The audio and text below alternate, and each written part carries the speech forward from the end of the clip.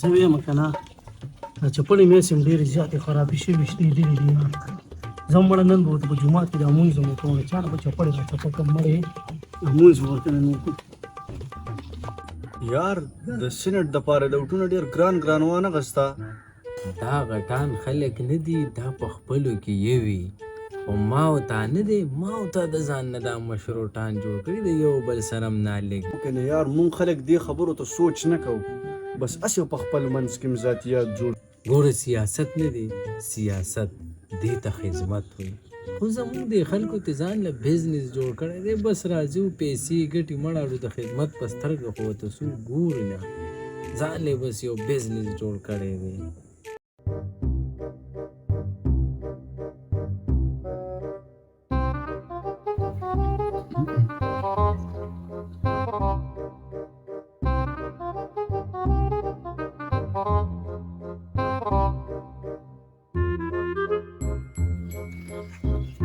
هلکه یاره نوي چپړې پکې راغلي دي که نه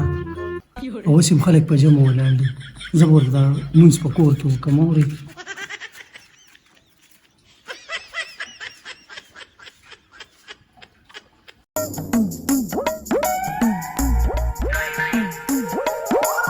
او دا خو ده که نه یار لکه منصور خو خیال بختې را روان دی یار لکه دا ولې یاره جومات ته به یو سړی نه راځي خو چې نوې چپړې د چا په خپو کې وینو نو مونځ به بانه کې را به شي چپړې به د نیسته را په مخه کې ته کېنه مړه راځه حوصله وکړه سړیه دا خو په ژوند کې راځي ته کېنه نه کنه سمع الله قسم دی جان بوج کې وړي دا قصد یې وړي دی دا کار یې کړی دی لکه بس د هغه په ضرورت و ستانې چپړې ویوړي یعنې زمونږ چپړې ولې نه وړي خو بس د هغه په ضرورت و مړه څه کوې د نه وړي یاره نو زما هم ضرورت و که نه چپړې زما وي په کور کې به مې مونځونه کول نو هر چا به یې دی جومات ته نه راځي ډزه او د امیر صاحب جرګه به راپسې عرض شورو را روانه وه چې جومات کې کوو نو دغه حال دی چپړې ایسته سړی ویسي نه دې ټیک وی بله ورځ زمان هم چا د ګسې خپې چپړ وړ دومره غټه چپړه راته پرېښوه وایي چې اوس پکې وده شم او که څه وکړم ډېره غټه چپړه راته پرېښوه شلېدلې وه لکه یې به مړه په غلطۍ کې بې وړي سبا به یې دله راوړي که نه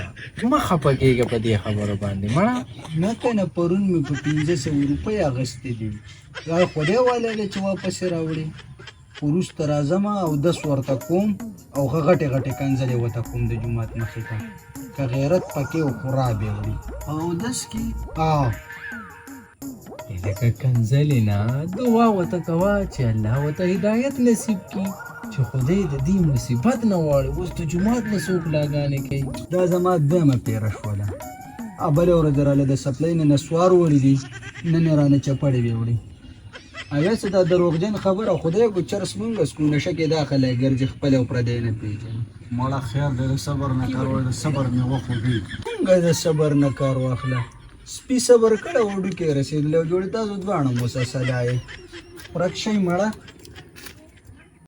دقه کار دی زمونږ د پښتنې بس د جذباتو نه کار اخلي هلکه لږه حوصله په ځان کې پیدا کړه هېڅ به هم نه